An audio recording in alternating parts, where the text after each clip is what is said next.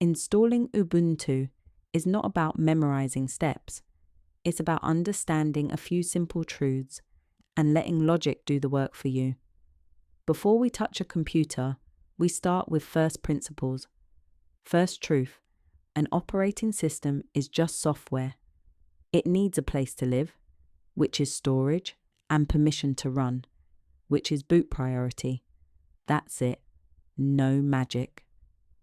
Second truth: your computer is currently locked into its existing operating system. When you press the power button, it automatically listens to whatever OS already has priority.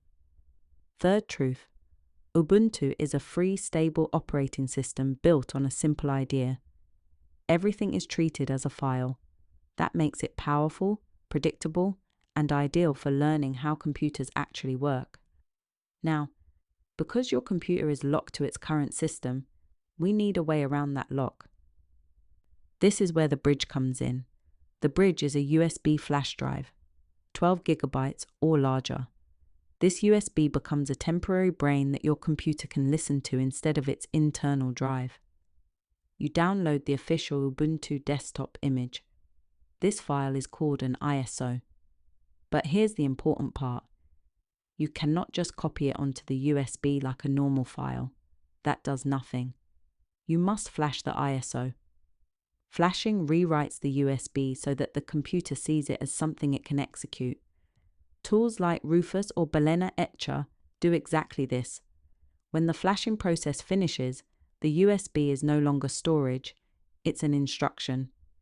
Before going further, we pause for survival rules. Installing an operating system is major surgery. If you select the wrong option later, everything on the drive is gone instantly. Photos, documents, passwords, gone. Back up your data before you continue. This is not optional. Next, hardware reality. Ubuntu isn't magic. You need at least a dual-core processor, 4 gigabytes of RAM minimum, 8 recommended, and about 25 gigabytes of free storage. If your machine meets this, you're good. Now the execution phase, the takeover. You plug in the USB, you restart the computer, and the moment the screen lights up, you repeatedly press the boot menu key. This is usually F12, F2, escape, or delete. You are not holding it, you are tapping it aggressively.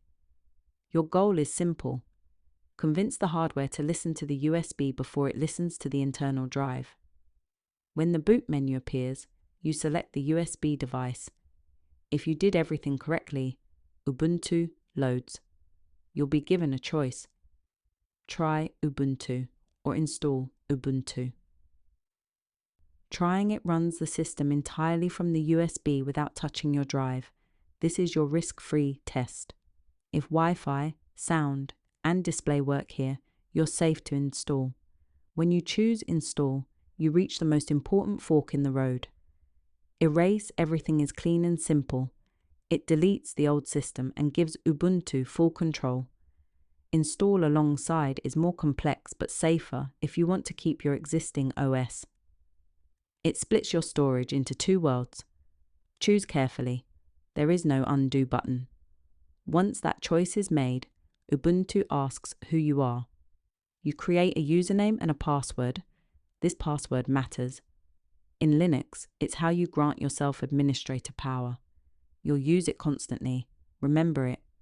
The installer runs. When it finishes, you'll be told to remove the installation media. Unplug the USB. Restart. Now the computer boots from its internal drive and Ubuntu is home. If something goes wrong, it is never random. It always breaks at one of 4 links. If the computer ignores the USB and boots like normal, you miss the boot menu window. Restart and tap faster. If that still fails, disable fast startup in Windows.